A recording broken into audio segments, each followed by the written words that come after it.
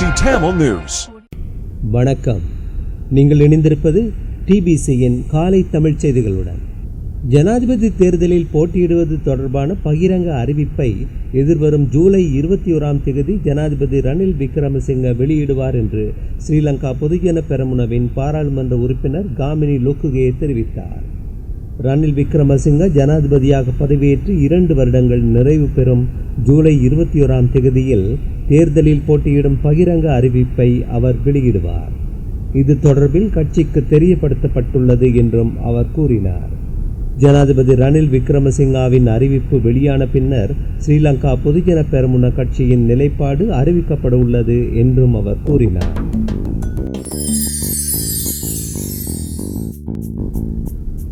October 5ஆம் தேதி ஜனாதிபதி தேர்தல் நடைபெறும் என்று அமைச்சர் ஹரின் பெர்னாண்டோ தெரிவித்துள்ளார். காலியில் ஊடகங்களுக்கு கருத்து வெளியிடும் போதே அவர் இவ்வாறு தெரிவித்ததோடு இந்த நாட்டில் மீண்டும் வரிசை யுகம் தேவையா இல்லையா என்பதை மக்களே முடிவெடுக்க வேண்டும் என்றும் குறிப்பிட்டார். இவ்வாறாயினும் அக்டோபர் 5ஆம் தேதி ஜனாதிபதி தேர்தல் நடைபெறுகின்றது. அன்றைய தினம் ரணில் விக்ரமசிங்க எவ்வாறு வெற்றி பெறுவார் என்பதை நாங்கள் நேரடியாக நிகழ்த்தி காண்பிப்போம் என்றார்.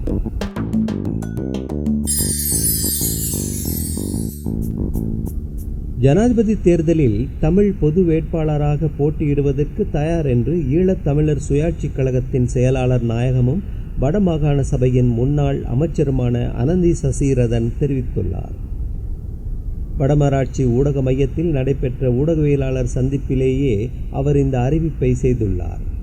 2009ஆம் ஆண்டுக்கு பின்னர் 15 ஆண்டுகள் கழிந்த நிலையில் ஆண்டாண்டு காலமாக ஈழத் தமிழர் மீது இழைக்கப்பட்டு வருகின்ற சர்வதேச குற்றங்களுக்கான பொறுப்பு கூறலுக்கு இலங்கை அரசை உள்ளாக்க சர்வதேச அழுத்தம் ஒன்றை ஈழத்தமிழர் தேசத்திடம் எஞ்சியுள்ள வழிவகையாக உள்ளது.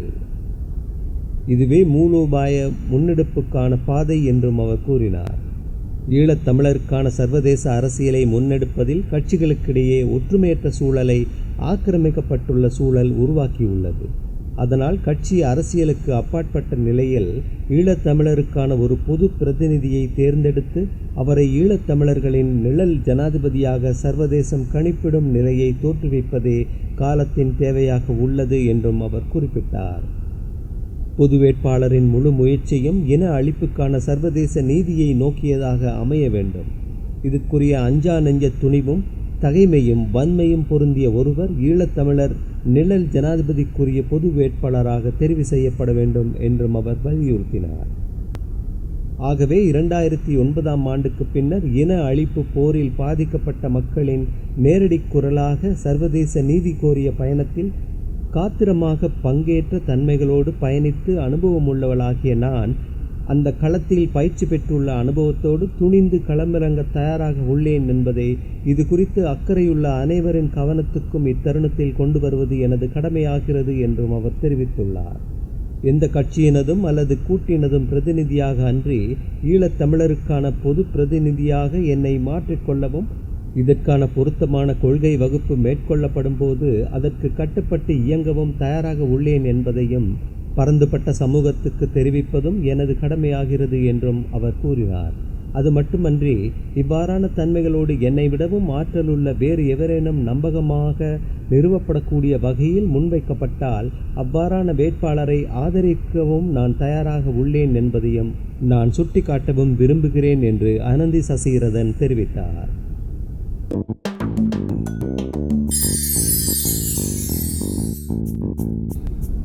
இந்தியாவின் பாரதிய ஜனதா கட்சி இலங்கையின் தமிழர் பகுதிகளில் சிவசேன அமைப்பின் ஒத்துழைப்புடன் சிங்கள பௌத்த மயமாக்கலுக்கு உதவிகளை வழங்கி வருகிறது என்று தமிழ் தேசிய மக்கள் முன்னணியின் பொதுச் செயலாளரும் பாராளுமன்ற உறுப்பினருமான செல்வராசா கஜேந்திரன் தெரிவித்தார்.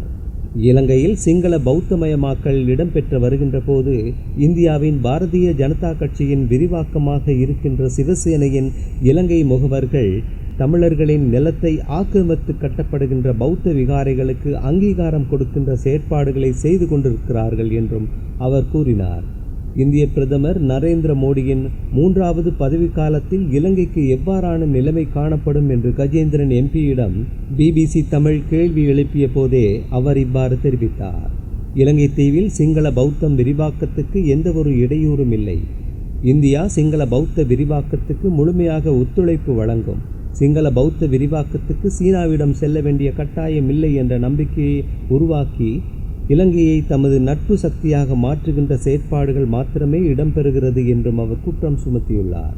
மேலும் இந்தியா தமிழ் தேசத்தை அங்கீகரித்து தமிழர்களின் சுய நிர்ணய உரிமையை அங்கீகரிக்கும் வகையில் சமஷ்டி அரசியல் அமைப்பை இலங்கையில் கொண்டு வர வேண்டும் என்றும் அவர் வலியுறுத்தினார்.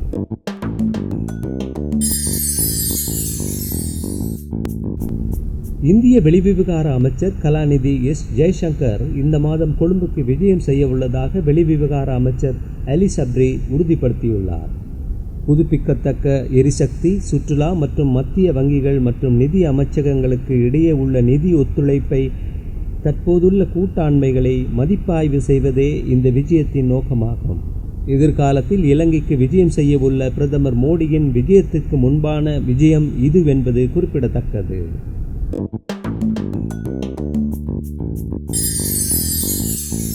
மக்கள் சீன குடியரசுடனான 13வது சுற்று ராஜதந்திர ஆலோசனைகள் 17 ஜூன் 2024 அன்று பீஜிங்கில் நடைபெறவுள்ள நிலையில் இலங்கையின் வெளியுறவு செயலாளர் அருணி விஜயவர்தன தலைமை தாங்க உள்ளதாக அறிவிக்கப்பட்டுள்ளது.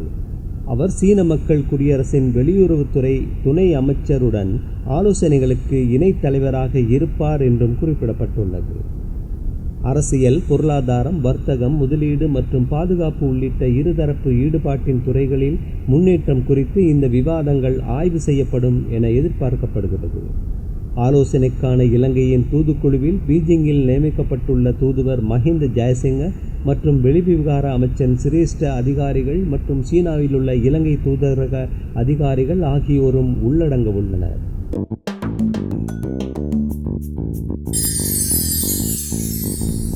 கடன் மறுசீரமைப்பு விவகாரத்தில் இலங்கை முன்னேற்றகரமான நிலையில் இருப்பதை அவதானிக்க முடிகிறது என்று சர்வதேச நாணய நிதியத்தின் இலங்கைக்கான தூதுக்குழுவின் பிரதானி பீட்டர் ப்ரூவர் தெரிவித்தார்.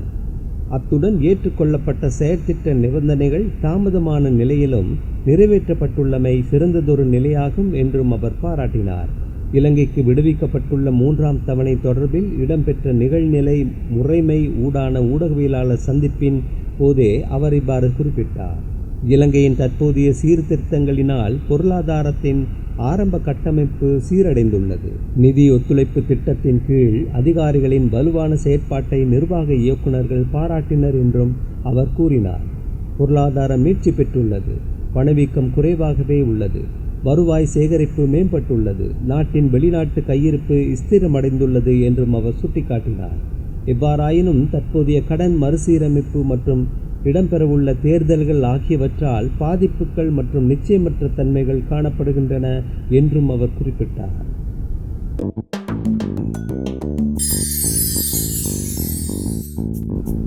சர்வதேச நாணய நிதியத்தின் கடனை பெற்றுள்ளதால் நாடு முன்னேறியுள்ளதாக போலியான பிம்பம் ஏற்படுத்தப்பட்டுள்ளது என்று பிவித்துரு ஹெல உரிமையவின் தலைவரும் பாராளுமன்ற உறுப்பினருமான உதய கம்மன்பில தெரிவித்தார். கோட்டையில் உள்ள அவரது கட்சி தலைமையகத்தில் நடாத்திய ஊடகவியலாளர் சந்திப்பில் கலந்து கொண்டு உரையாற்றும் போதே அவர் இவ்வாறு தெரிவித்தார். நாட்டுக்குள் உற்பத்திகளை செய்யாது இறக்குமதிக்கான செலவுக்கும் ஏற்றுமதிக்கான லாபத்துக்கும் இடையிலான தொகையை கடனாக வாங்கியுள்ளனர். நெருக்கடிகளை போக்குவதற்கான செயற்பாடாக மீண்டும் கடன் வாங்கும் செயற்பாடு அமைய முடியாதல்லவா? அதற்கு சிறந்த உதாரணமே ஆர்ஜென்டினாவாகும். தற்போதைய ஆர்ஜென்டினாவில் பாரிய ஆர்ப்பாட்டங்கள் முன்னெடுக்கப்படுகின்றன என்றும் அவர் குறிப்பிட்டார். 1983ஆம் ஆண்டு ஆர்ஜென்டினா வங்குரோத்து நிலைமையை அடைந்தது. சர்வதேச நாணய நிதியத்தின் கடனை பெற்று அதன் ஆலோசனைகளில் செயற்பட்ட போதும் அந்த நாட்டினால் 41 ஆண்டுகளில் மீண்டெழ முடியாத நிலைமையே உள்ளது என்றும் சுட்டிக்காட்டினார். எனினும் உள்நாட்டு தேசிய உற்பத்தியினை அதிகரித்தமையால் இந்தியாவும் ரஷ்யாவும் மீண்டெழுந்துள்ளன. எமது நாட்டில் தேசிய உற்பத்திகளை அதிகரிப்பதற்கும் அதில் மக்களை ஈடுபடுத்துவதற்கும் அரசாங்கத்திடம் எவ்விதமான வேலை திட்டங்களும் இல்லை என்றும் அவர் விசனம் தெரிவித்தார். அவ்விதமான எத்தகைய வழிகளையும் பயன்படுத்தாது நாம் வெற்றி ஈட்டியுள்ளோம் என்று கூறுவதானது முட்டாள்தனமானது. நாம் ஆர்ஜென்டினாவின் வழியில் பயணிக்கின்றோம் என்பதுதான் யதார்த்தமானதாகும் என்று கம்மன்பில மேலும் தெரிவித்தார்.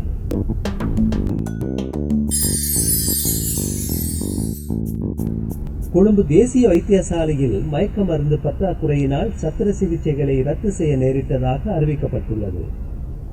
ஐசோப்ளூரோன் மயக்க மருந்துக்கே தட்டுப்பாடு நிலவுவதாக தெரிவிக்கப்படுகிறது.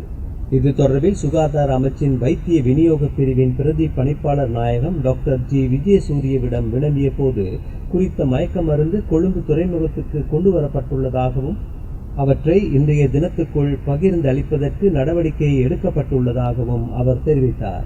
மருந்துகளை விடுவிப்பதற்கான ஆவணங்களை இறக்குமதியாளர்கள் சமர்ப்பிக்காமையால் மருந்துகள் பகிர்ந்தளிப்பதில் தாமதம் நிலவுவதாக அவர் கூறினார். அந்த செய்தியோடு நிறைவு பெறுவது டிபிசியின் இன்றைய காலை தமிழ் செய்திகள். மீண்டும் மாலை செய்திகளோடு மீண்டும் சந்திப்போம். வணக்கம்.